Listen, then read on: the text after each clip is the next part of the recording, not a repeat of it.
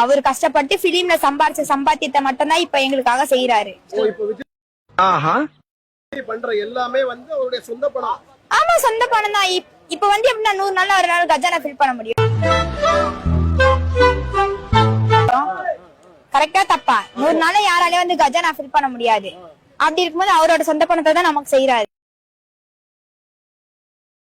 Government பணத்தை ஒரு பைசா தொடலன்னு இது வரைக்கும் அவர் ஒரு பைசா தொடர. யாராலும் செய்ய முடியும்? இது வரைக்கும் வந்து எந்த கட்சியாச்சும் அவங்க லேண்ட வித்து மக்களுக்கு செஞ்சாங்க சொல்லுங்க பாக்கலாம். யாராலுமே சொல்ல முடியாது. அப்பா கொஞ்சம் அசந்தா அள்ளி விட்டு தள்ளுறாங்கப்பா. இதுக்கு முன்னாடி அந்த ஸ்டாலினும் சரி, அதுக்கு முன்னாடி இந்த ஜெயலலிதாவும் சரி, மக்களோட பணத்தை தான் மக்களுக்கு செஞ்சாங்க. யாரும் அவங்க சொந்த காசை செய்யல. என்ன சிஸ்டர் செஞ்சாரு? லேண்ட வித்து.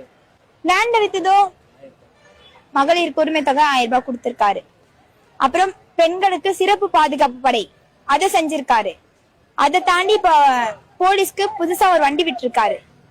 அது போக 3 சிலிண்டர் கொடுக்குறாரு. இதெல்லாம் எப்படி பண்ண முடியும்? தேர்தல் வாக்குறுதியில என்னுடைய சொந்த பணத்தை வெறும் 700 கோடி தான் காட்டினாரு. ஒரே ஒரு திட்டத்துக்கு கூட அந்த 700 கோடி பத்தாது. அப்படி இருக்கும்போது நீங்க எப்படிமா சொந்த பணத்தை நீங்க செலவு பண்றான்னு சொல்லுவீங்க? சிலிண்டர் அடிச்சா பாத்தீங்களா, அதுக்கே 400 கோடி. சரிண்ணா. தாய்மாமன் தங்கம் போது அனுப்பிச்சா பாத்தீங்களா, அதுக்கே 1000 கோடி. இப்படி இருக்கும்போது அவருக்கு இருக்கிறது 700 கோடி. 700 கோடி 400 கோடி செலவு பண்றாரு. அவரோட சொந்த பணத்தை தான் 400 கோடி கூட செலவு பண்றாரு. எப்படிமா சொந்த பணத்தை செலவு பண்ணுவாரு? கொஞ்சம் எப்படி சொல்ல, கொஞ்சம் வரி பணமா இருக்கும். இது வரைக்கும் வந்து எந்த கட்சியுமே சொந்த பணத்தை யாருமே செலவு பண்ணல. அப்படி இருக்கும்போது அவர் செலவு பண்ணிருக்காரு. இடத்த வித்தோ இல்ல அவரோட இன்கம் வச்சோ எல்லாத்தையும் வச்சுதான் எங்களுக்கு செஞ்சிருக்காரு. இப்ப இடத்த வித்து அவங்க நம்மள மாதிரி நார்மல் பீப்புள் கிடையாது காய்ஸ், சொன்னா புரிஞ்சுங்க.